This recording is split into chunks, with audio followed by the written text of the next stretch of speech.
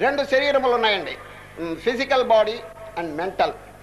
రెండు ఉన్నాయి, భౌతికమైనటువంటి శరీరం, మానసిక శరీరం. ఈ రెండు దాటితే ఇంకోటి ఉందండి, ఆత్మ శరీరం.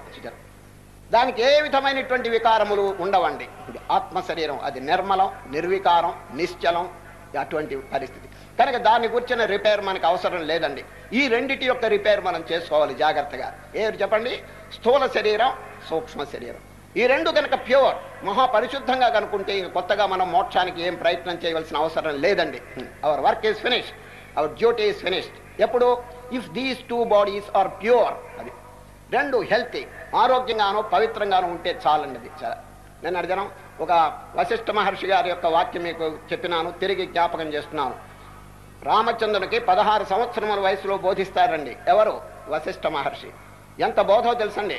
32,000 శ్లోకములండి. 32,000 శ్లోకములు. అవన్నీ రాసింది ఎవరో తెలుసండి? వాల్మీకి మహర్షి. మన రామాయణం రాసినారు చూడండి, వారే యోగ వాసిష్టం లేక వాసిష్ఠ మహారామాయణం అని చెప్పి గ్రంథం రాసినారు. వశిష్ఠ మహర్షి శ్రీరామచంద్రునికి చేసిన బోధంతా కూడా చక్కగా రికార్డు చేసినారండి. ఎవరు? వాల్మీకి మహర్షి. దానిలో ఒక శ్లోకం చెప్తాను. నా మోక్షం, ఓ రామచంద్ర, మోక్షం ఎక్కడున్నదో తెలుసునా? ఆకాశంలో లేదు, పాతాళంలో లేదు, భూమి మీద లేదు. నా మోక్షో నభస పృష్ఠే పాతాళే